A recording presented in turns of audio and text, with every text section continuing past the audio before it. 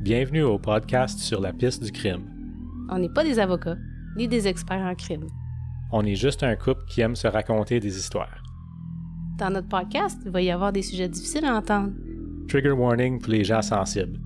Mais si t'es sensible, qu'est-ce que tu fais à écouter du true crime? Parfois, il va y avoir du sacrage. Parce qu'un violeur, c'est pas juste une marde. C'est une estie de marde. Puis on va pas se le cacher. Un tabarnak bien placé, c'est drôle en crise. Puis si t'aimes pas ça, je m'en calisse.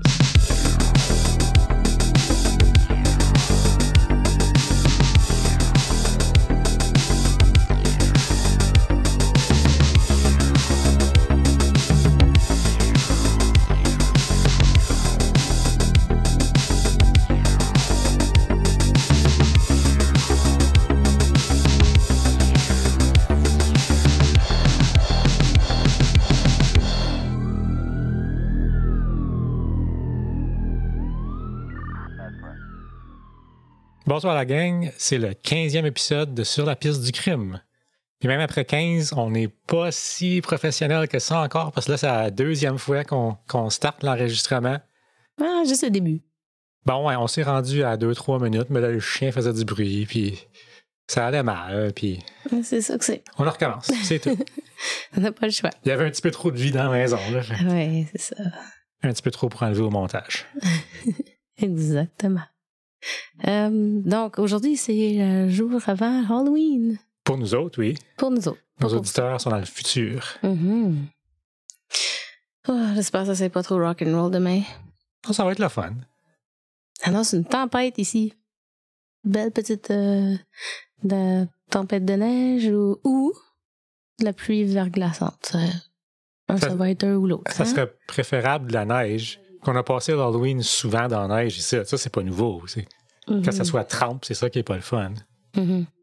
Mais le lendemain, le vendredi, qu'est-ce qui est le fun? C'est que c'est une journée pédagogique. Les enfants restent à la maison. Ils restent à la maison. Ça devrait toujours être congé après Halloween. Oui. Oui. Ça doit être infiniment plus difficile à tout le monde de lever leurs enfants le lendemain. Pas juste ça. Imagine les profs. Moi, je pense aux profs. Tu penses aux profs. Sympathie.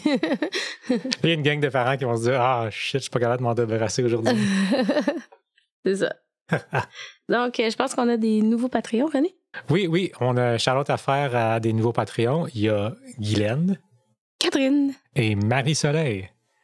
On vous rappelle, les Patreons, ils ont accès à nos épisodes en direct, fait qu'ils auraient pu voir tout le premier take qu'on a complètement raté, puis on a recommencé. Oui, puis j'ai de la misère à comprendre comment ça. C'est un bonus pour eux autres. Il y en a qui aiment ça. À soir, c'est une exception, on le fait pas parce que c'est Halloween, puis ça a comme changé à schedule un peu. Là. Mm-hmm. Bon, on a fait un petit spécial. Puis ils ont aussi des épisodes bonus. Il y en a déjà un, puis on va en enregistrer un deuxième épisode bonus dans 2 jours à peu près. Donc vendredi ou samedi peut-être. On verra. Hein? Fait qu'il va y avoir un deuxième épisode bonus pour tout le monde. Fait que si ça vous intéresse, allez voir ça sur Patreon. Et sinon, c'est pas grave. Les épisodes normaux, ils vont rester gratuits pour toujours. Oh oui, c'est ça. Il va toujours avoir du contenu pour tout le monde. Oui, garanti. Assez de blabla, Mireille, on commence ça? Ouais, c'est ça. Donc, Mireille. Oui, René. Où est-ce que la piste nous mène ce soir? Aujourd'hui, René, je t'amène sur la piste d'un Night Stalker. Night Stalker? Oui, mais je te parle pas de Richard Ramirez. OK, ouais. Parce qu'on fait pas... Comme ça, là, c'est tous des cas canadiens encore. Oui, puis ça se peut que ça change. Le règlement inofficiel. Ouais, ça se peut que ça change, on verra. Non, je te parle d'un cas ontarien. Oh! Au beau milieu du prime time des tueurs en série, les fameuses années 70. J'ai peur.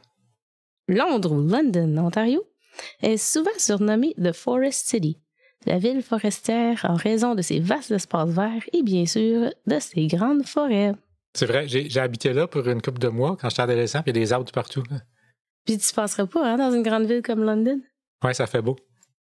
Cependant, London cache un passé sombre moins connu. Selon Michael Arnfield, auteur du livre Murder City, The Untold Story of Canada's Serial Killer Capital, entre 1959 et 1984, cette ville aurait été le site de plusieurs activités criminelles marquantes. London, c'est la capitale du meurtre, c'est ça qu'il dit? Oui. Ah ouais? Oui. London semble détenir le record du plus grand nombre de tueurs en série actifs par rapport à sa population. Je peux t'arrêter une seconde? Shout out à notre ami de London qui écoute tous nos épisodes. Ah oui! Allô? You know who you are. You do. OK, mais là, t'as peu, là. Par rapport à sa population, avec entre 60 et 70 tueurs en série documentés dans l'histoire du Canada. London compterait environ 10 à 15% du total national des tueurs en série. Si vous habitiez à London ou à ses alentours à la fin des années 70, vous vous souvenez peut-être de l'atmosphère de terreur qui régnait en ville, alors que la police traquait l'un de ces tueurs en série. Tu sais, j'ai jamais entendu parler que London, c'était une ville vraiment grave pour les meurtres. Hein? Oui. Donc, l'un de ces tueurs en série, Russell Morris Johnson. Russell Johnson est un des tueurs en série les plus violents et prolifiques du Canada. Mais il reste encore pas mal inconnu du grand public. Ben, oui. Je suis la preuve. Ben, pour être honnête, moi non plus, je n'avais pas entendu parler. Il a seulement été accusé pour 3 meurtres, mais a avoué avoir tué 15 femmes. 15? Mm-hmm. Puis seulement accusé pour 3? Oui. C'est une grosse différence? Oh, oui. Seulement que 20%? Tu vas voir. Russell Johnson a terrorisé des femmes entre 1969 et 1977, allant jusqu'à grimper les murs des immeubles où elles vivaient pour les étrangler dans leur lit. Il prenait soin de nettoyer ces scènes de crime, ce qui a conduit la police à penser que les victimes étaient mortes de causes naturelles dans au moins 4 cas. Ah ouais? Je trouve que c'est rare quand on entend parler qu'il y a un criminel qui nettoie avec succès ces scènes. Là. Mm-hmm. Ils disent que c'était assez bien fait 4 fois. Pour 4 cas, oui. C'est peurant. Oui, il y a quelque chose. Ces meurtres se sont produits sur une période de 10 mois. Et dans chaque cas, les femmes semblaient être mortes dans leur sommeil. 15 meurtres dans 10 mois? Non. Je pense que c'est les 4 cas-là. Là. Okay. Les 4 cas où est-ce qu'il y avait l'air comme s'il dormait. OK. C'est quand même beaucoup. Oui. Ouf, OK. Dans un certain cas, Johnson a même fait le lavage de sa victime. What? Oui. Il a agressé sexuellement au moins 10 autres femmes, les étranglant jusqu'à ce qu'elles perdent connaissance. Les psychiatres le décrivent comme un sadique sexuel, un meurtrier et un nécrophile. Yeah. Non! Oui. Arc. Oui. Pourquoi tu me comptes ça, là? Parce que c'est ça notre podcast. Oh, petite idée de merde. Je sais. Ce tueur sauvage a échappé aux policiers plusieurs fois et a semé la terreur totale dans la ville de London et ses environs. Voici donc, René, l'histoire de Russell Morris Johnson, également connu sous le nom de The Bedroom Strangler. Bon, là je m'excuse pour la traduction de marde, qui sonne vraiment pas bien, l'étrangleur de chambre. Donc j'ai choisi de dire de nuit, même si c'est pas ça. Ouais, ça a fait du sens, ta traduction. L'étrangleur de nuit, ouais. C'est mieux que de chambre. Nous, des chambres, c'est pas juste bedroom. Tu sais? Ouais, chambre à coucher. Ouais. Mais là, c'est long. L'étrangleur de chambre à coucher. Ouais. En tout cas, j'ai dit l'étrangleur de nuit. Aussi connu sous le nom de l'étrangleur de nuit, selon moi, Russell Johnson est né en 1947 dans une famille où il y avait juste des garçons. Russell avait 2 frères et ses 2 parents souffraient de troubles mentaux. Il a grandi dans la ville de Guelph, en Ontario, et vivait en face de l'école élémentaire Saint-Joseph. Son père était antisémite et interdisait à ses fils de célébrer Noël, car il croyait que les magasins étaient dirigés par des Juifs qui voulaient vider les comptes bancaires des chrétiens. Ben voyons donc. Oui, OK. Donc ça, c'est pas mes mots, là. Ça, c'est les siens. OK? Je veux juste que vous sachiez que j'ai aucun rapport là-dedans. Je faisais citer qu'est-ce que j'ai traduit ou qu'est-ce qui était dans les livres. Ainsi, Noël était interdit, mais la famille allait beaucoup à l'église et se confessait au moins une fois par semaine. Essentiellement, le message qu'il a reçu de l'éducation de ses parents était « Fais ce que tu veux, mais fais-toi pas prendre, et si tu te fais prendre, va à la confesse. » C'est pareil, morale de merde. Oui. Et ces deux parents étaient pas mal. Pourvu que tu te confesses. Ouais. C'est ça. Tu fais ce que tu veux. Ouais. Faut que tu te confesses. Mais il faut que tu te confesses. Ouais. Si tu te confesses pas ça, c'est grave. C'est ça.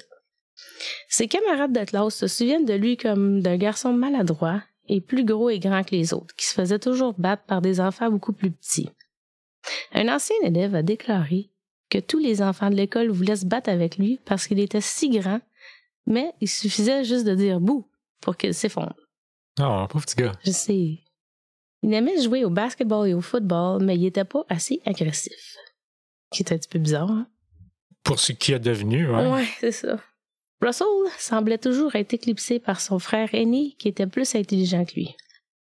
À l'âge de 13 ans, il a attiré l'attention de la police pour avoir volé des sous-vêtements de femmes sur une corde à linge et pour être voyeur.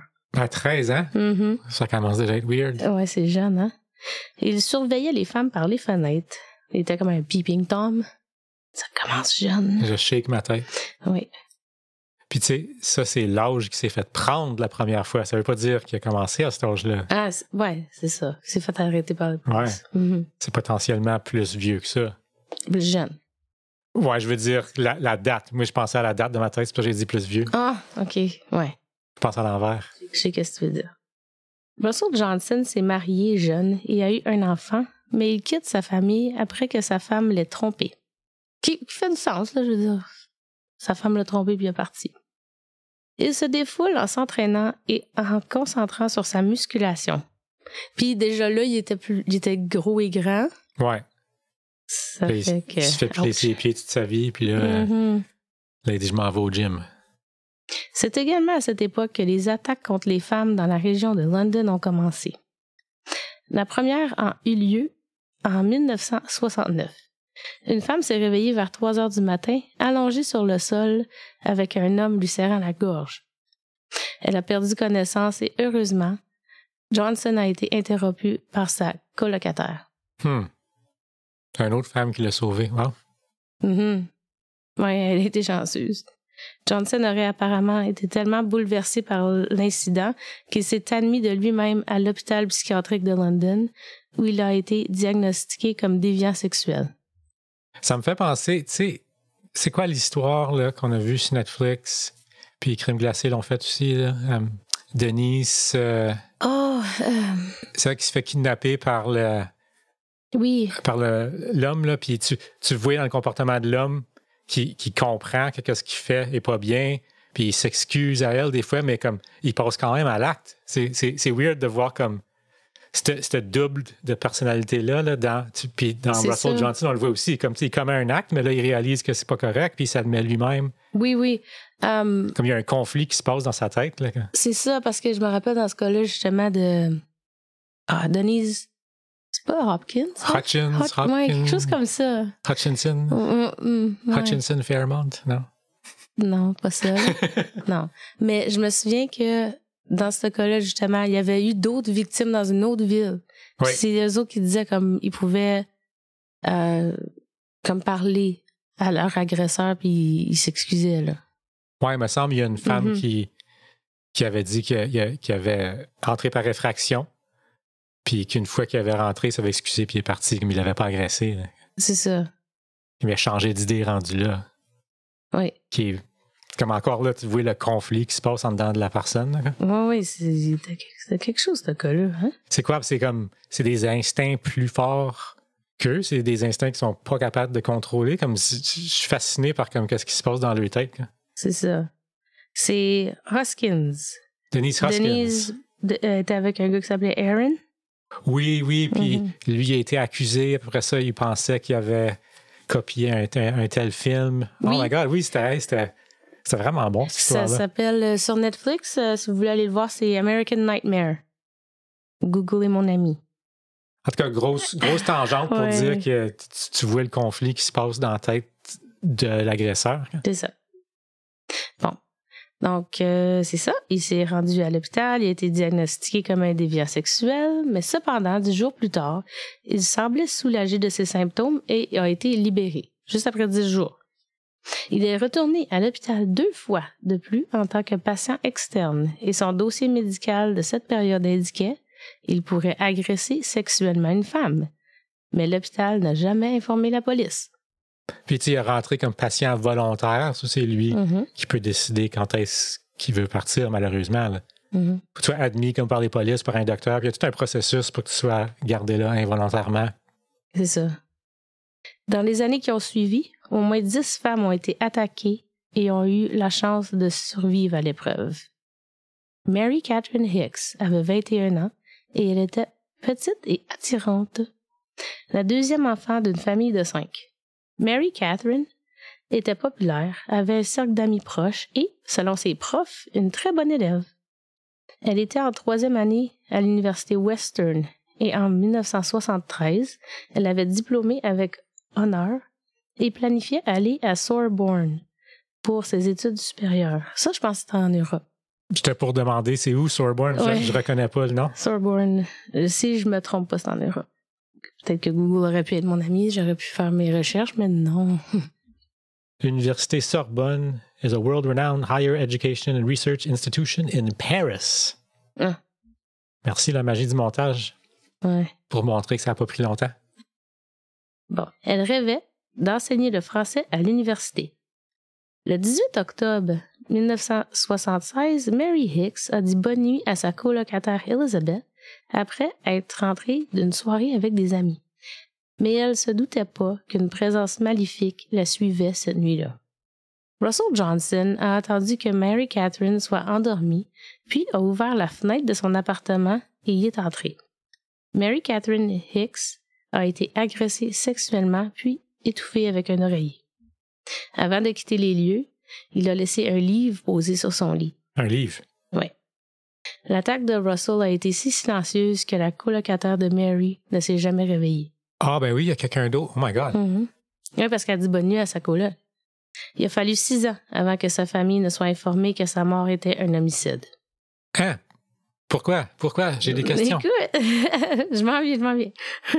Cependant, sa mère avait toujours eu le pressentiment que sa mort n'était pas un accident. Mary Catherine a été découverte morte le lendemain matin par sa coloc. Absolument rien ne paraissait suspect. Elle était bordée sous ses couvertures et on aurait dit qu'elle dormait. Tu sais, tantôt, je t'ai dit qu'il y avait des cas que ça avait l'air comme si qu'il dormait, là. Ouais, mais il l'a étouffé d'une façon ou d'une autre quand même. Avec son oreiller. Ouais. Il est supposé avoir des signes de ça comme dans la gorge, puis tout, comme... Peut-être c'est l'effet CSI qui me fait penser ça, je sais pas. C'est les années 70 aussi, là. Oui, c'est 76. Ouais, OK. Il n'y avait aucun signe d'infraction, aucune marque sur son corps, aucun signe de violence. Mais pour une raison ou une autre, personne n'a trouvé étrange qu'un oreiller recouvre partiellement son visage et que la porte de l'appartement soit fermée mais non verrouillée. La police et le coroner ont enquêté la scène et ont déduit qu'elle avait fait une crise allergique à ses médicaments prescrits et qu'elle s'était étouffée. Personne n'avait la moindre idée qu'elle avait été assassinée jusqu'à ce que Russell Johnson avoue son meurtre des années plus tard. Pour aggraver les choses, personne n'a informé sa famille de ce meurtre ou de cet aveu. Hein? What? Ben là. Oui, dans mon cas, il y a beaucoup de attache-tatuc. Je vais dire attache-tatuc à un moment donné, mais ça, c'est un attache-tatuc. Tu m'as pas averti, je l'ai perdu. Je l'ai perdu, ma tuque. Oui. Ce n'est que lorsque le rapport de police sur Russell Johnson a été publié que l'inspecteur Bob Young, l'homme qui a arrêté Johnson, a fait le long trajet de London à Ottawa pour aller informer sa famille. Comme c'est gentil, là. Oui. Il a pris le temps d'aller les informer avant qu'ils l'apprennent dans les journaux. Mais je suis quand même choqué que ils ont pas informés avant ça. C'est grave, hein? Oui. C'est principalement parce que le Globe and Mail était sur le point de publier un article sur l'arrestation et les aveux, et il voulait que la famille soit informée justement avant de le lire dans le meurtre dans les journaux. Ouais, ça commençait à presser, là. En retournant à nos moutons. OK. En raison de manque d'investigation de la part de la police et du coroner, Russell Johnson a pu passer les 4 années suivantes à traquer des femmes. Hein? OK, oui. Excuse, parce que tu as avancé dans le futur jusqu'à temps qu'il avoue, OK. C'est ça, je vais juste dire comment que ça s'est déroulé pour la famille de Mary Catherine Hicks, OK? So là, je dis retournons nos moutons. Là, on a recul, puis il a tout bien caché ça, puis c'est pas une mort suspecte. OK. C'est ça. Alice Ralston, âgée de 42 ans, a été retrouvée dans son appartement de Mercer Street, dans la ville de Guelph, à environ 1h30 de London. Une fois de plus, il n'y avait aucun signe visible de violence et aucune marque trouvée sur le corps d'Alice. Elle avait des antécédents médicaux d'artériosclérose et le coroner a conclu que cette condition avait contribué à sa mort. Donc, eux, ils ont pensé que c'était une condition médicale, que c'est pour ça qu'elle est morte. Hein?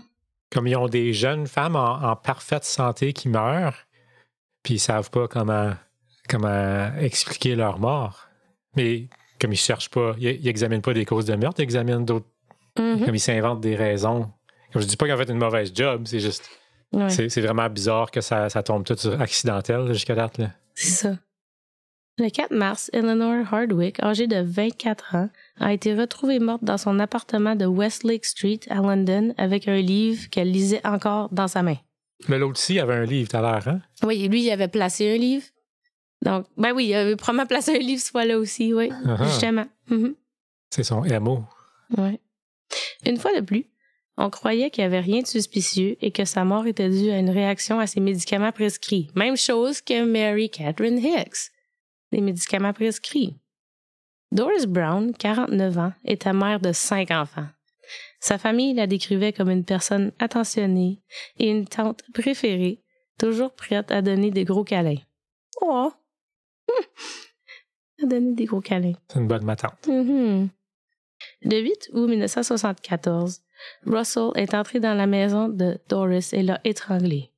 Sa fille de 16 ans dormait dans la pièce voisine et n'a rien entendu. Puis comme, je suis tellement contente qu'il s'est pas pris à sa fille. Mais il est tellement silencieux. Donc, comment il fait pour que personne crie comme... Oh my God. C'est vraiment épeurant. Comme, qu'est-ce que moi je me demande? Parce que si que les femmes l'auraient entendu rentrer, ils auraient crié, là. Ben oui. Ils l'ont pas entendu rentrer. Puis ils étouffent quand ils sont encore endormis, là. Il faut quasiment. Ben comme tu te réveilles, par réflexe, tu vas te réveiller à un moment donné. Oui, mais si t'es déjà en train d'être étranglé, tu peux pas crier. C'est ça que je me dis. I guess. Oh my God. Ouais, c'est vraiment épeurant. Les médecins ont conclu que Doris était morte dans son sommeil. La cause de sa mort a été attribuée à une œdème pulmonaire, bien que le pathologiste ait trouvé des ecchymoses sur sa gorge et des traces de sang dans sa bouche. OK, là, ouais, ça, c'est des signes de strangulation. Oui. Hein? Sa famille n'a jamais soupçonné qu'il y ait eu quelconque malveillance jusqu'à ce que Johnson soit arrêté et commence à confesser ses crimes. Les autres aussi. Tu m'as pas dit d'attacher ma tuque encore? Non. Non, ben, il fait semblant que comme attache la tuque à toutes les parties, mais comme je vais te dire attache la tuque à un certain point. Okay? À ce stade, au moins 4 femmes avaient été assassinées et personne ne cherchait leur meurtrier. Cela pouvait être dû à un travail policier qui laisse à désirer ou du fait que le tueur était un maniaque de la propreté. Ouais, c'est un peu de colonne A, un peu de colonne B. Là. Dans les 4 cas, des corps ont été retrouvés dans des positions de sommeil naturelles et la police a été trompée par la propreté des scènes de crime. Ce tueur était méticuleusement propre. Une fois, il est même allé jusqu'à faire la vaisselle sur les lieux du crime. Oh my God! Cela n'a pas duré et chaque meurtre, Russell Johnson devenait de plus en plus violent. Au lieu de devenir plus sophistiqué dans ses meurtres, il devenait de plus en plus négligent. Le prochain meurtre allait laisser peu de doute qu'un fou dangereux était en liberté. C'est ça, à mesure qu'il progresse, les impulsions deviennent de plus en plus fortes, puis c'est ça. Sont moins en moins en contrôle, fait qu'il fait moins attention, fait des erreurs. Ouais, il pense qu'il peut... Ou c'est ça, ouais, ça fait 4 meurtres que tu commets, puis tu te dis, oh my God, je me ferai jamais pogner. C'est ça. Il n'y a pas personne qui me cherche. Oui, exactement. Le soir du Nouvel An, Diane Beatty, âgée de 23 ans, prévoyait de célébrer la soirée avec son fiancé James Bryden, qui venait de faire sa demande en mariage la veille. Ah.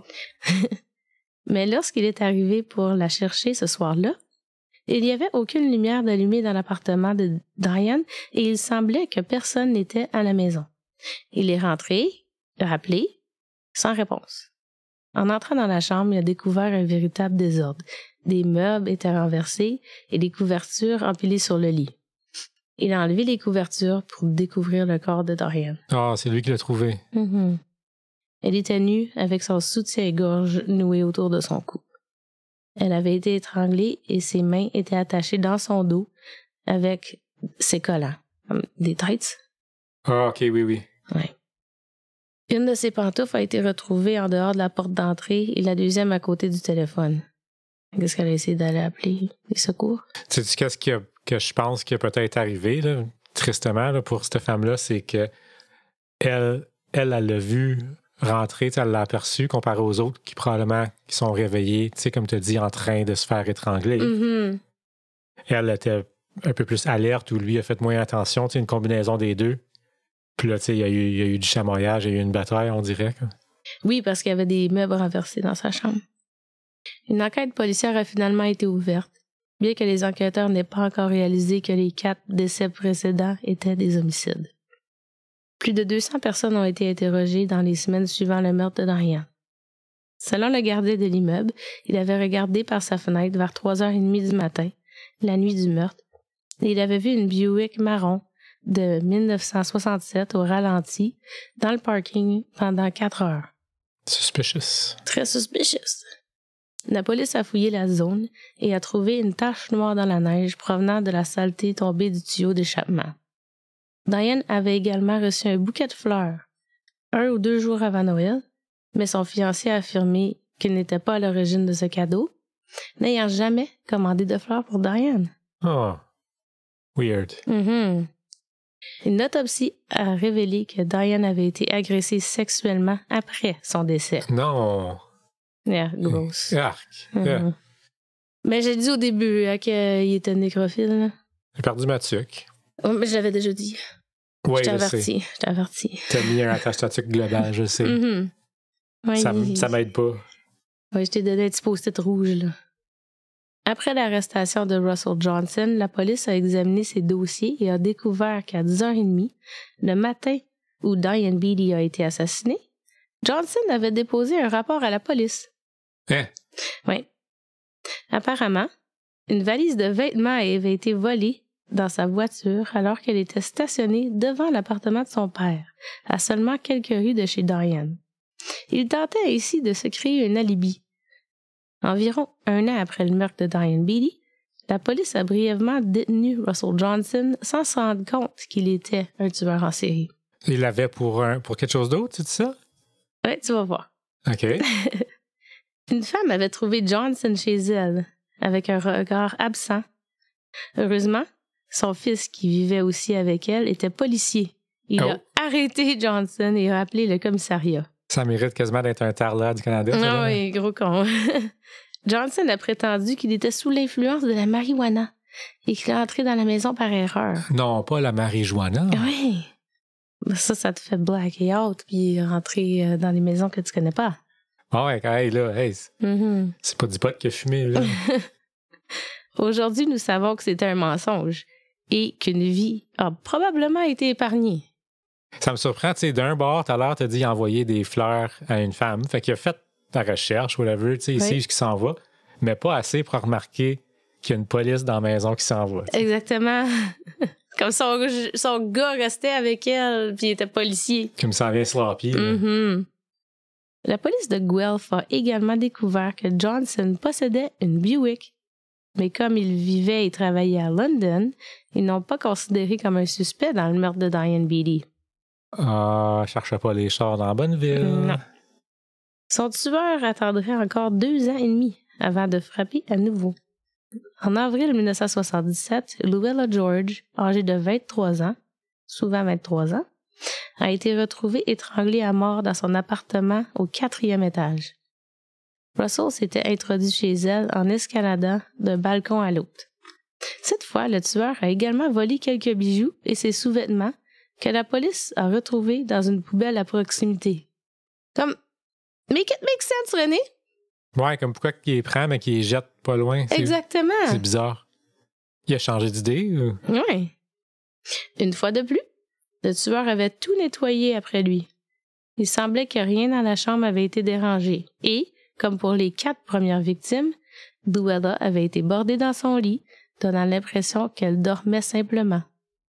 L'immeuble où Luella George a été tuée se trouvait en face d'un hôpital dans une zone où de nombreuses infirmières vivaient. Lorsque la nouvelle du meurtre a sorti, c'est pas surprenant que la panique a pris. Ben oui. La police a reçu plein d'appels de femmes signalant des rôdeurs. Ces attaques aléatoires sur des femmes innocentes endormies autour de London allaient se poursuivre au cours des semaines suivantes. Et la presse l'a donc surnommé The Bedroom Strangler. C'est de là que ça vient. C'est de là que ça vient. Donc, j'aime pas ça quand ils lui donnent des noms, par je exemple. sais, ça les fait comme notorious, hein, comme notoriété, là. Ça lui donne quelque chose qu'ils méritent pas. Mm-hmm. Puis ils faisaient beaucoup ça dans les années 70-80, hein, donner des noms aux tueurs. Ouais, c'est vrai qu'ils font plus ça à cette heure. Non. Mais surtout des tueurs, il y a moins... Je veux pas les généraliser, mais il y en a moins des tueurs en série, là. À cette heure, c'est plus des shootings, là. Ouais, je sais pas, comme il faudrait voir les numéros. Comme c'est ça la perception des médias. Mais je sais pas si c'est ça la réalité. Mm-hmm. Mais on dirait qu'on n'entend plus parler des tueurs en série. Ben, c'est normal qu'on n'entend pas parler parce que ils se font prendre puis on entend parler juste après le fait. Ouais. Mais dans le temps, c'était comme, oh, ça doit être un tueur en série, il y a eu 2 meurtres, ou, tu sais, comme, c'est la grosse affaire. Mais c'est encore la grosse affaire, là, je veux pas minimiser rien, là. C'est pas ça que j'essaie de dire du tout, là.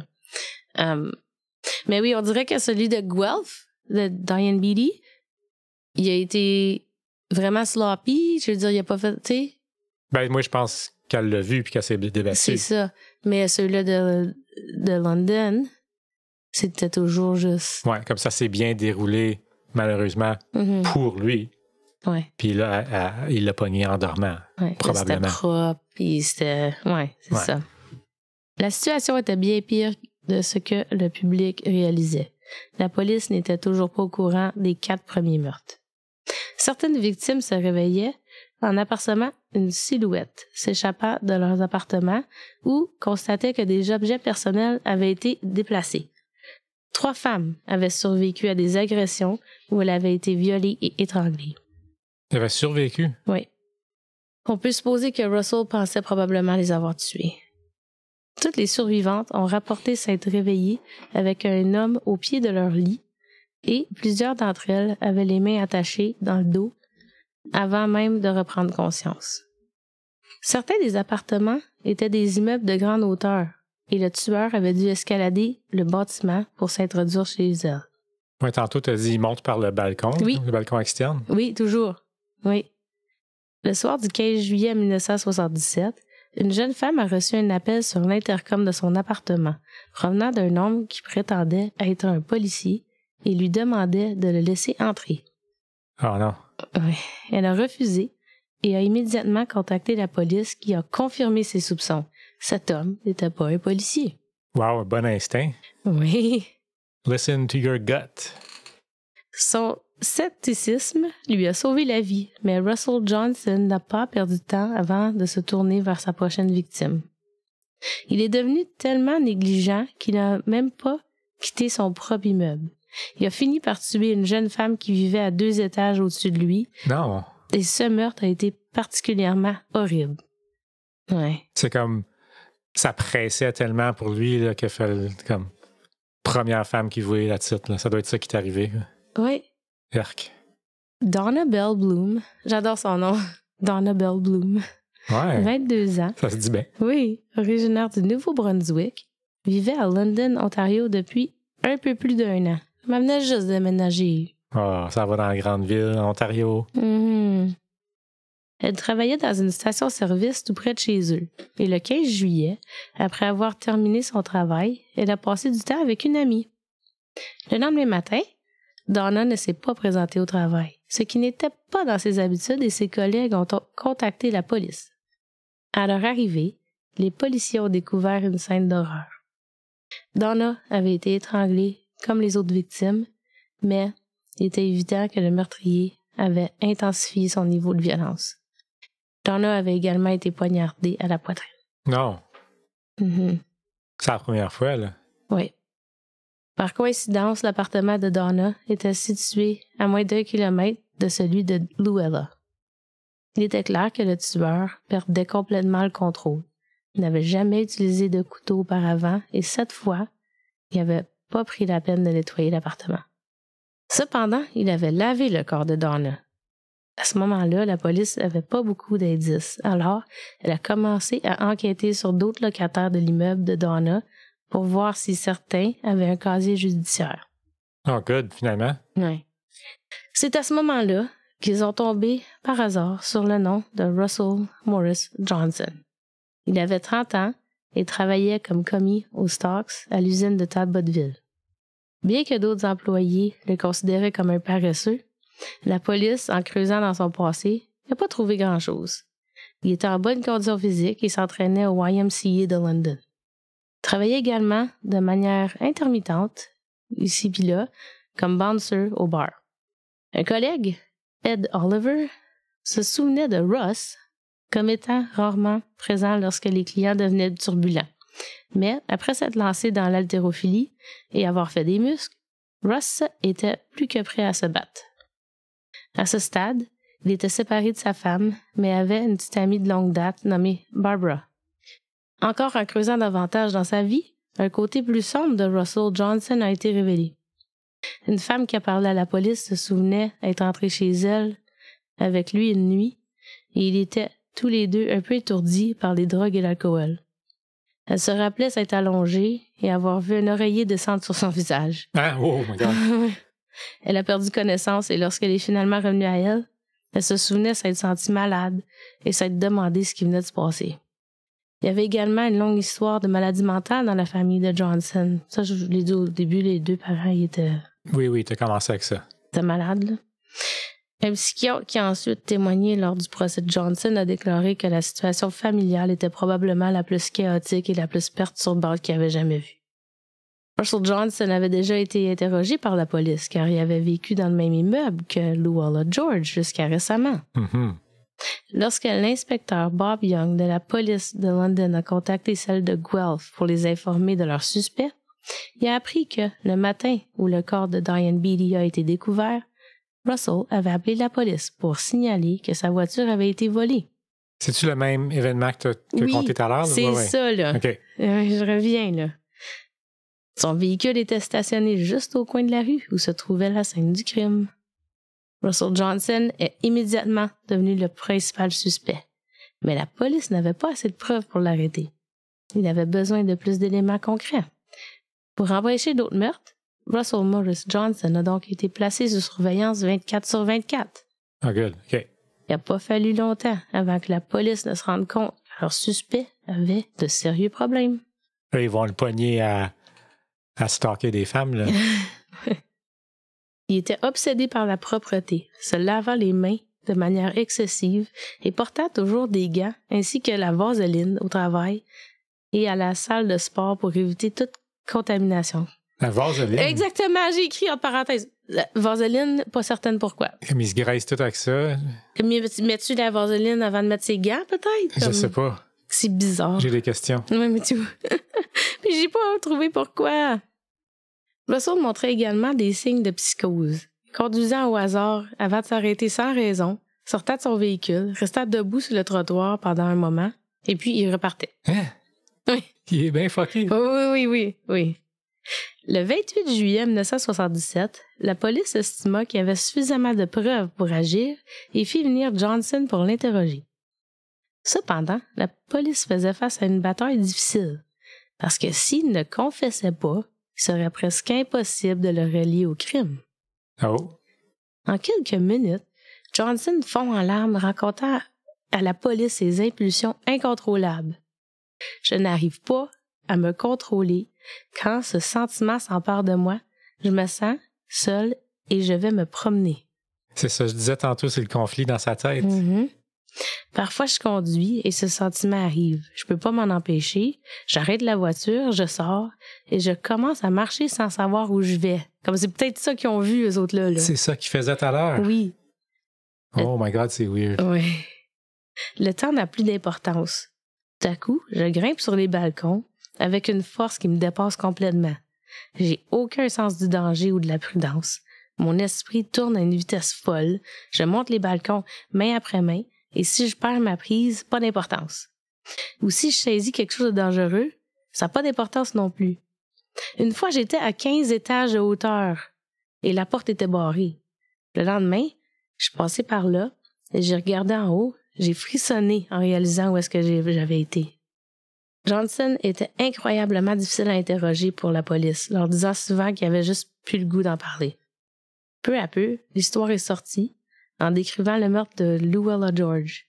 Il a tenté d'expliquer le sentiment horrible qu'il avait ressenti en commettant le crime, disant que c'était comme jouer au football et le sentiment juste avant que tu vas frapper l'autre personne. Il a dit qu'il ne se souvenait pas d'être rentré dans son appartement, mais se souvenait de l'avoir étranglé. Ah ouais. Mm-hmm. C'est vraiment une psychose, là. Il est comme in and out, lui, là. C'est... s'il dit la vérité. Ben, ouais, c'est ça. Ça sonne vrai. Ouais, c'est bizarre, mais vrai, d'après moi. Mm-hmm. Là.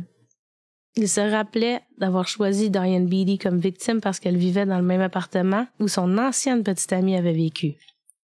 Ça fait pas de sens, mais OK. Ben, je pense pas que tu peux trouver du sens dans sa tête, là. Mais c'est comme...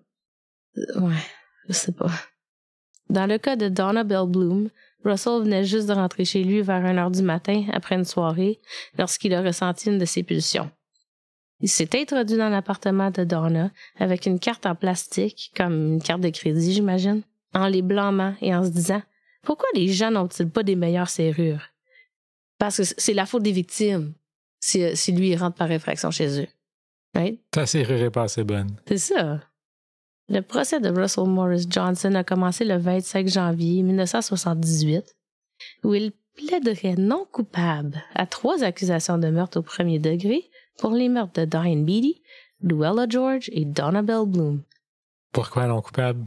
Il visait clairement une défense de non coupable pour cause de troubles mentaux. Ah, ben oui. Mm-hmm. Mais Russell avait été jugé mentalement apte à subir un procès.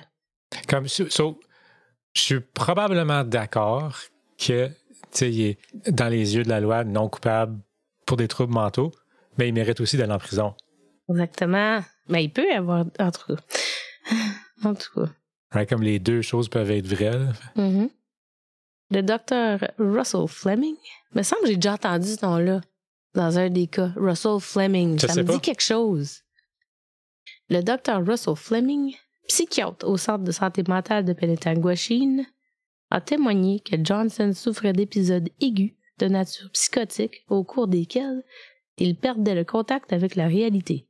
Fleming a décrit Johnson comme un schizophrène obsessionnel compulsif qui subissait des accès de violence probablement causés par une relation amour-haine qu'il entretenait avec sa mère. Love-hate relationship, on entend ça souvent dans ce temps-là. C'est souvent ça, puis c'est toujours avec la mère. Il y a toujours... Ben, c'est souvent le père aussi, mais je veux dire, quand c'est love-hate, là, c'est toujours avec la mère. Puis ça, c'est cet hôpital-là, à Penetanguishene, il y a eu des expériences comme vraiment bizarres dans les années 70 puis 80. Là, je vais faire un cas de ça un moment donné. Ah oui, hein, c'est un peu comme... C'est quoi le nom de cet asile-là? Je l'ai dans mes cas potentiels. Moi, j'ai juste Centre de santé mentale de Penetanguishene. Ben, je trouve pas le nom de l'hôpital, là, mais comme je sais qu'un des programmes qu'ils ont fait, c'est qu'ils se servaient de certains patients comme étant counselor pour d'autres patients. Hein? What? Oui, puis ils mélangeaient comme les hommes puis les femmes de même aussi, là. OK, mais comment ça, c'est comme éthiquement correct? Ça ne l'est pas pantoute. Oh, weird. Ça ne l'est pas pantoute. Fait qu'il y avait des malades mentales. Comme je m'excuse de comment je vais décrire ça, là, mais tu sais, il y avait du monde malade qui, en guillemets, prennent soin de d'autres mondes malades. Puis ça l'a tourné aussi mal que tu peux te l'imaginer, là. Je vais te raconter cette histoire-là. Ouais, OK, dis-moi pas trop. Là, ouais. On a hâte d'entendre ça parce que, wow. OK. Lui, comme tous les autres tueurs en série, selon un médecin qui traitait Johnson, il remettait les draps sur ses victimes pour, genre, arranger les choses. Il y en a beaucoup qui ils vont mettre une couverture par-dessus leurs victimes. Je sais pas si c'est comme pas vraiment à cause d'un regret, mais c'est... En tout cas, je ne suis pas psychologue. Je sais que j'ai déjà entendu ça avant. Les nettoyages d'appartements étaient effectués pour que les victimes ne soient pas fâchées contre lui. Weird. Ouais, vraiment weird. Dans une déclaration à la police admise comme preuve, Johnson aurait déclaré qu'il cherchait une aide psychiatrique après les meurtres de 74 et 77 et qu'il avait suivi un traitement à l'hôpital où il s'était admis en 69. Il a fallu juste 2 heures au jury pour rendre un verdict. Les 6 hommes et les 6 femmes du jury ont trouvé Johnson Coupable. attache à tuque, non coupable pour cause d'aliénation mentale. OK, ouais. Mais il se fait quand même embarrer. OK. Ben, il serait interné dans l'aile de haute sécurité à Oak Ridge, Oak du Centre Ridge. de santé mentale de l'Ontario, à Penetanguishene. C'est ça le nom qu'on cherchait, c'est ben, Oak Ridge. OK. Oui. C'est un C'est ça hôpital que je comme... cherchais. C'est un hôpital comme celle-là qu'il y avait à North Bay, tu sais, qu'on a parlé de dans l'épisode 5, Don Curry's. Oui. Sauf que Oak Ridge, il y avait les patients les plus dangereux. Comme le Forensic Wing, là, c'était high security comparé à, je pense, c'était medium sécurité à North Bay. OK. Ouais. OK, donc c'est le même hôpital de ce que je disais en haut, là. C'est le centre. OK. Ben, moi, quand j'ai vu centre de santé mentale, mais là, ça dit Oak Ridge santé mentale. Je savais même pas si c'est la même place. OK. Ouais, mais il doit y avoir plein de psychiatres qui travaillent dans cet hôpital-là. Mhm. Puis il y a une section de l'hôpital qui est pas pour le monde qui sont là, tu sais, non responsables criminels. Oui. Il y a des patients psychiatriques normaux aussi. OK. Son cas serait examiné chaque année par un comité consultatif qui ferait des recommandations au cabinet provincial sur la question de savoir si Johnson était apte à retourner dans la société. Non. OK. Attache-tu, René? Non. Non, attends. En raison d'une erreur juridique, les meurtres antérieurs dont la police n'était pas au courant avant les aveux de Russell n'ont jamais été mentionnés avant la condamnation. Comment ça? What the hell? What the fuck? Oui. Cela laisse donc la police de London et de Guelph avec 4 meurtres non résolus dans leur dossier. Après le procès de Johnson, les officiers de police supérieure ont rédigé un rapport à soumettre à la commission de police de London indiquant que Johnson avait avoué à la police après son arrestation son implication dans 4 meurtres non résolus et dans 10 agressions contre des femmes. Le rapport précisait également que les détails donnés par Johnson à la police concernant ces incidents ne pouvaient être connus que par les auteurs des faits. Donc, il fallait que c'est lui qui l'ait fait. Ouais, c'est clairement lui. OK. Ce rapport serait publié dans les journaux en 1979. Ah, c'est de même que t'as commencé. Oui, oui. Le procureur général Roy McMurdy soutiendrait le rapport de la police de London qui indiquait également que la couronne avait décidé de ne pas poursuivre Johnson, car les preuves psychiatriques montraient qu'il était incapable de comprendre la nature de ses crimes. Il devrait quand même le poursuivre pour les familles, pour... Ouais. Mais non. Johnson est resté tranquillement enfermé en haute sécurité à Penetanguishene pendant 15 ans, détenu sous ce qui était connu sous le nom du mandat du lieutenant-gouverneur. En mai 1992, les règles ont changé. La Cour suprême du Canada a statué que les incarcérations automatiques et indéfinies des personnes jugées entre parenthèses, folles ou aliénées mentales, violaient la Charte des droits et libertés. Non. Ouais. Personne ne savait vraiment quelle tournure se reprendrait. Seulement que le gouvernement ne pouvait pas garder Johnson enfermé indéfiniment, s'il était prouvé qu'il était mentalement apte. Ouais, mais s'il est dangereux. Exactement. La simple idée que Johnson puisse à nouveau marcher dans les rues effrayait terriblement la police qui l'avait capturé. Il allait tester cette nouvelle décision en faisant un appel en 1994 pour être transféré dans un hôpital de sécurité moyenne à Brockville. Heureusement, son appel fut rejeté, mais les parents de l'une des victimes furent scandalisés de ne même pas avoir été informés de ce potentiel transfert. Joanne et William Bell Bloom n'étaient même pas au courant de l'audience jusqu'à ce que la demande de Johnson soit refusée, déclarant à la presse que le système judiciaire favorise l'accusé, pas les victimes. Ben oui, ils ont raison. Je suis d'accord. Hein? Ils ont raison. Oui. Ils devraient avertir toutes les victimes. Oui, parce qu'eux autres, ils ont le droit d'être là. Ben oui. Ils ont le droit d'aller dire non, sortez pas ce fou-là. C'est ça. À ce moment-là, ça faisait que 2 ans que les victimes et leurs proches étaient autorisés à assister aux audiences. Depuis 1992, la commission d'examen annuelle de Russell Johnson, les Bell Bloom et 14 autres proches des victimes de Johnson faisent le voyage jusqu'à Penetanguishene une fois par an pour assister à l'audience, luttant pour s'assurer que Johnson reste enfermé et ne puisse plus nuire à d'autres femmes. Jusque-là, Johnson avait été interné dans un hôpital psychiatrique pendant 15 ans, mais ce tueur en série restait largement inconnu du grand public.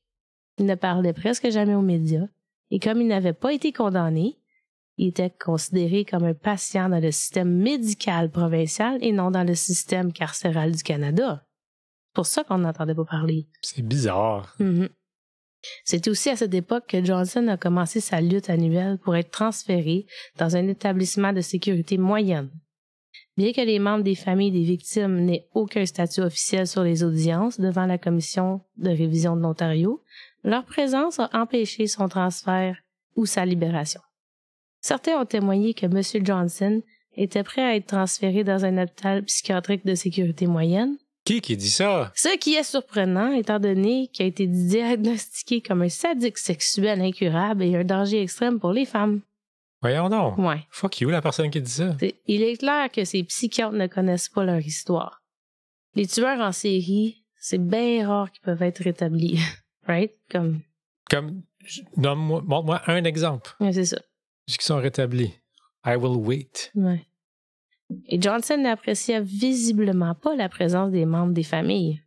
En 1998, Johnson avait tenté à 3 reprises de les faire expulser des audiences ainsi que des médias. Il n'aime pas ça que la famille des victimes... Non, il ne voulait pas les avoir là. Sortez le plus petit violon du monde. Ouais, c'est ça.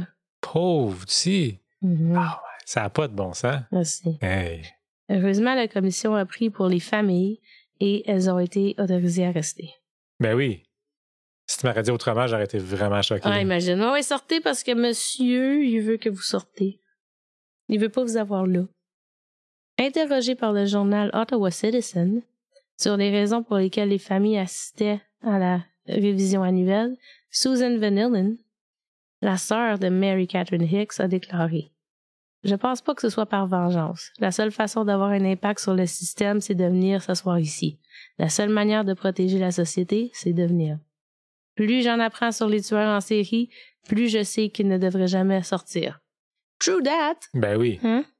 C'est son devoir, elle, de faire sûr que Russell reste incarcéré. Ben, certain. Puis elle le fait bien. Il y a même eu des moments lors de ces audiences où Johnson a comme essayé de provoquer émotionnellement les membres des familles. Voyons donc. Lors de son audience en 1996, il portait un sweatshirt de l'université Western. Russell Johnson n'a jamais fréquenté l'université Western, mais l'une de ses victimes, oui. Si je me trompe pas, c'était Mary Catherine Hicks, celle qui voulait aller à Sorbonne. Il me semble que je disais qu'elle avait été graduée de Western. Mais comment qu'il obtient du linge de même s'il est incarcéré? Ouais, vraiment. Hein? Non, il est pas. Je veux dire, il est quand même... Il est dans un hôpital psychiatrique. Il n'y a pas un jumper orange, là. Oui, mais je veux dire, il est quand même détenu là. C'est pas comme qu'il sort pour aller s'acheter du linge. Moi, je sais bien. C'est peut-être... je sais pas. Ils ont peut-être de l'argent pour... Who knows? Ils doivent avoir droit à du linge, là. Il y a quelqu'un qui... faut qu'il aille amener ça, là. Il doit avoir demandé pour ça. Ouais, il lui a demandé pas, puis il y a quelqu'un qui a cru bon dire « Ah oui, c'est correct. » Mais il doit pas penser. Tu penses pas, OK, cette victime-là, à lui... Non, je sais, mais... apportait ça, ou je sais pas, là, tu sais. En tout cas, c'est vraiment triste. Ouais. Tout ça, ça leur a fait à la famille comme... Tu sais, on dirait qu'il leur disait un gros fuck you. Mais non, je repousse là-dessus quand même, parce qu'il y a quelqu'un, il faut qu'il l'emmène pour cette audience-là. Mm-hmm. Tu sais, fait qu'il y a du monde qui vont le chercher, ils vont dire « T'es-tu prêt pour telle chose? » Ouais. Puis là, ils le voient habillé de même, comme à ce temps-là... Il aurait dû cliquer. Ouais. Ouais, ils n'ont pas cliqué. Quelqu'un devrait le savoir à ce temps-là. Là. Mm-hmm. Ils n'ont pas cliqué. En 1998, il semblait que le transfert de Johnson vers un établissement de sécurité moyenne allait être approuvé. Ah non. Mais il fut heureusement rapidement annulé lorsque d'anciens aveux de manuscrits de fantasmes sexuels brutaux ont été découverts dans ses dossiers médicaux. Fiouf! C'était dans les dossiers médicaux. Oui. Puis là, ils viennent de les trouver, en 98. Oui. Calice. Oui. Ça aurait été utile bien avant ça. Oui. Ah, c'est tout. Ce cas-là, je te le dis, là, c'est du roller coaster, c'est du va-et-vient, c'est ridicule. Ah, c'est probablement comme confidentialité entre le patient puis le docteur. Oui, mais tu sais, on regardait quelque chose l'autre jour, là, puis c'était justement à propos de ça, j'ai dit, ça me sort. Ah! Des frères Menendez. Oui, des Menendez Brothers. Mais ils ont fait un point d'expliquer que ce psychiatre-là, il avait signé un waiver ou Oui, quelque chose. c'est vrai. Il avait signé pour qu'il avait le droit de parler en cours. Oui. Ah, c'est ça. Qui était vraiment un aspect bizarre de l'histoire. Oui. On n'a pas fini encore. Non. OK. En tout cas, excusez. En 2002, l'opinion des psychiatres sur Johnson avait radicalement changé. À ce moment-là, il était enfermé depuis 25 ans. Au lieu de ça, il avait bénéficié des programmes de traitement. Cependant, les médecins de Penetanguishene ne sont pas d'accord et le jugent toujours comme un risque trop élevé de récidive. Il prend du Lupron depuis au moins 2010 et est maintenant chimiquement castré. Mais il continue encore de se battre pour être transféré dans un établissement de sécurité moyenne. Il est chimiquement castré? Oui. Je savais pas qu'on faisait ça en Ontario. Oui, puis ça dit que le médicament, c'est Lupron. Je suis content de ça. Je suis content d'entendre ça. Oui. Good, tu sais. Donc, vous pourriez vous demander, quelle est l'importance du risque s'il est maintenant dans la soixantaine comme avancé? À quel point peut-il être encore une menace? Je m'en calisse quel âge qu'il a. Oui. Je m'en calisse s'il a 2 jambes coupées, s'il est en béquille. Il est castré. Il est quand même dangereux. Je suis certain. Bon. Donc, Brockville, où est-ce qu'il veut être transféré, OK? C'est que Brockville accueille également des patientes qui sont pas enfermées dans leur chambre la nuit.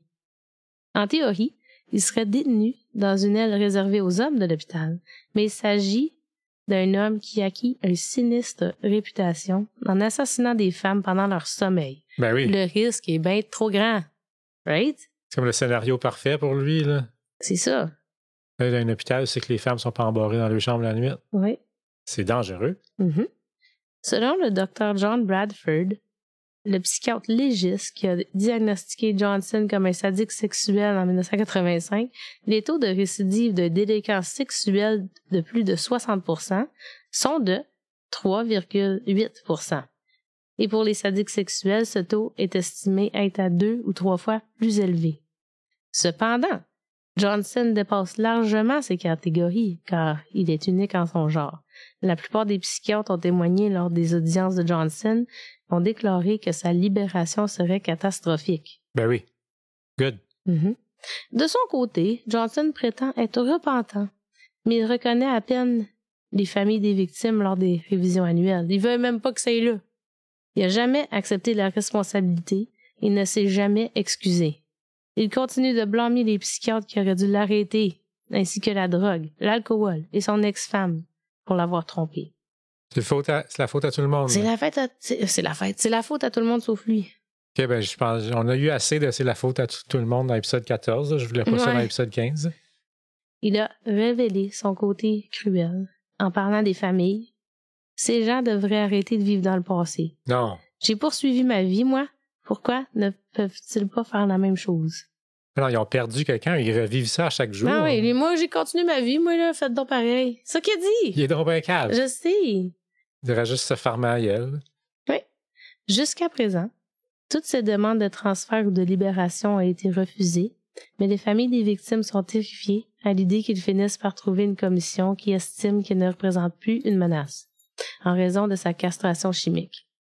Sa tentative la plus récente a eu lieu en février 2023, où la commission a conclu que les preuves soutenant le fait que M. Johnson continue de représenter une menace significative à la sécurité du public, il souffre d'un trouble mental de sadisme sexuel pour lesquels il n'existe aucun remède, ainsi que le trouble de la personnalité narcissiste et de dépendance aux substances. Il a commis des crimes qui ne peuvent être qualifiés que d'horrifiques, des crimes qui continuent d'avoir un impact sur les victimes et leurs familles à ce jour. Bill Bell Bloom, c'est vraiment dur à dire ce nom-là, le frère de Donna Bell Bloom, la dernière victime de Johnson, déclare que le dossier de Johnson est maintenant si ancien que la plupart des personnes qui s'en occupaient sont désormais à la retraite et que ce sont aux familles qui doivent mettre à jour et informer les nouveaux procureurs et les experts sur les dangers que représente Johnson avant chaque nouvelle audience. C'est vrai, c'est tellement vieux que tous ceux qui travaillaient là sont à la retraite. Oui, ça fait longtemps. Mm-hmm. Ça, c'est à eux autres. Puis c'est de valeur qu'il y a du monde qu'il faut qu'ils continuent à travailler à chaque année, chaque revue, whatever, c'est quoi la fréquence de ça, pour le garder en prison, comme c'est tellement de temps gaspillé. Pas en prison, excuse, il est comme incarcéré dans un hôpital psychiatrique. Oui, ouais. C'est ça. Il faut qu'il continue à se débattre. Ouais. Il devrait avoir comme quelque chose de permanent pour le monde qui n'a pas d'espoir comme ça. Ben, c'est ça. C'est comme à chaque couple d'années, on a revu ça. On a revu ça encore. Ils refont l'audience de libération conditionnelle à Paul Bernardo à chaque couple d'années aussi. C'est fucking fatigant, ça. Là. Oui, c'est ça. Comme as if que lui va sortir. Oui. Mais l'autre tout pire. Comme, en tout cas. Il précise également que la participation des familles ne révèle pas de la vengeance, mais il consiste à empêcher une personne non repentante qui continue de souffrir de ses multiples troubles de nuire à une autre femme. 40 ans plus tard, et c'est la même histoire. Il n'y a absolument aucun progrès, aucun remords. Aujourd'hui, Russell Johnson a 76 ans et est confié au Waypoint Center for Mental Health Care à Penetanguishene, en Ontario. Ceci qui conclut mon histoire horrible de Russell Morris Johnson. Là, je vais dire quelque chose d'horrible, mais je pense que ça va passer bien correctement. Là. C'est que tu dis qu'il est rendu à 76 ans. Mm-hmm. Fait que c'est bientôt terminé, tout ça. Là, comme son espérance de vie arrive à sa fin. Ouais, c'est ça. Ouais, non, je veux dire, oui, c'est horrible, mais il a enlevé des vies lui-même, là, je veux dire. Ouais. C'est clair qu'ils vont pas le sortir. Non. Tout le monde attend juste qu'il meure. Basically, j'imagine. Comme, je veux dire, il va mourir de cause naturelle de toute façon, là. OK, donc mes sources, à cause que j'oublie souvent. Mais je sais pas, peut-être que j'oublie plus, je sais pas. Tu le dis à la fin beaucoup dernièrement. Ouais. Chronic Cases True Crime, The Devil is in the Details et True Crime Canada. C'est trois petites sources. C'est trois grosses sources. C'était très, très détaillé. Oui, c'était vraiment bon. C'est une histoire que j'avais jamais entendue, un nom que j'avais jamais entendu. C'est fou, hein? Oui, puis il y a une belle référence à Oak Ridge, qui est un de mes prochains cas. Ouais, j'ai hâte d'entendre ça. J'aime ça des affaires de même. Ben là, j'aime ça des affaires de même. OK. On s'entend que j'aime pas vraiment qu'est-ce qui s'est passé là. J'aime entendre des histoires. Tout le monde à l'écoute qui s'est rendu jusqu'ici dans l'épisode, ils savent qu'est-ce que tu veux dire par « j'aime ça ». Tu sais que ça ne pas sonner horrible, comme une personne horrible qui... Mais en tout cas. T'es pas horrible. T'es une belle personne. Oh, merci. En tout cas, j'espère que vous avez, entre parenthèses, aimé mon cas, hein, avec comme moi, que j'aime entendre des histoires de true crime. C'est ça, donc mon format est un peu différent aujourd'hui. J'ai commencé par la fin, puis j'ai fait des sauts dans le temps. J'espère que c'était pas trop mélangeant, René. Non, j'ai suivi, c'était bon. OK, good. All right. J'aime mieux ça de même. Mm-hmm. C'est pas toujours comme de façon linéaire la meilleure méthode de raconter une histoire. Ben, il y en a des fois, ça fait pas de sens. Tu peux pas, il faut que tu suives le temps. T'as pas le choix. Oui, mon dernier épisode, j'ai tout fait en ligne droite parce que c'était une escalation c'est ça. de Basile. Oui. Ah ouais. Mais des fois, ça se raconte mal en ligne droite. Puis c'est ça. C'est très bon quand même. Oui, c'est ça. J'ai été capable de faire un petit peu plus ici et là. Mais oui. Parce que veux pas, souvent, c'est l'histoire va être racontée du point de vue comme des policiers, des investigateurs, puis ils en découvrent petit peu à chaque fois. Mm-hmm. Fait que ça fait du sens des fois de commencer au crime. Ouais, c'est ça. Ben, j'ai été capable de le faire ce fois-ci, mais c'est ça, il y avait beaucoup de traductions, beaucoup de termes. Ça m'arrive souvent, moi, que je dois aller ChatGPT ou Google ou essayer de trouver les termes médicaux, puis même, pas juste les termes médicaux, mais les termes en criminologie. Criminologie. Ouais. Puis même criminologie, puis les termes de cours. En français et en anglais, là, c'est vraiment pas la même chose. Ouais, je fais la majorité de ma lecture en anglais, moi aussi. Là, Ben, c'est ça. Ben, c'est tout en anglais. Mm-hmm. Essaye de trouver, toi, des crimes ontariens ou canadiens qui sont écrits en français. Il y en a pas.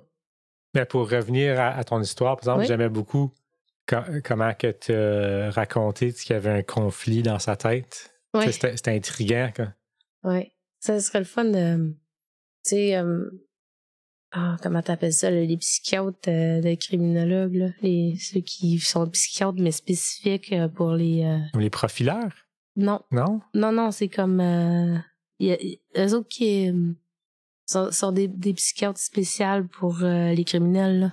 Je sais pas comment ça s'appelle. Ah. Probablement que les auditeurs sont en train de me crier après quelque chose. En tout cas. Il y a plusieurs milliers de personnes qui te crient le nom. Oh, ben là, plusieurs milliers, on s'entend-tu que non? Peut-être centaines, là, mais là, milliers, I don't think so.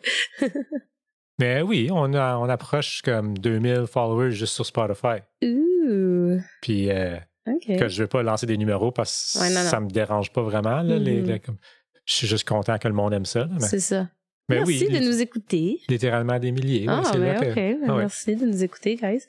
Ben, en tout cas, c'est ça. Là, il est rendu vraiment tard. Et c'est pour ça que je suis pas capable de penser. 10h52. Mon mom brain, là, il est pas tout là. 10h52? Oui. Ben, on finit ça. Il est passé mon bedtime. Oui, c'est vrai. Assez de blabla. Là. Assez de blabla, ça va se coucher. On va aller écouter du true crime pour tomber endormi, nous autres aussi. Fait que juste pour rappel à tout le monde, venez jaser avec nous autres sur les médias sociaux. On est sur la piste du crime sur Facebook et Instagram. Abonnez-vous au podcast sur Spotify, Apple, YouTube pour avoir une notification quand on sort un nouvel épisode. Et puis, n'oubliez pas de nous donner 5 étoiles. N'oubliez pas qu'on a de la merch aussi, guys. 5 étoiles. 5 étoiles. OK. Salut. Bye. Bye.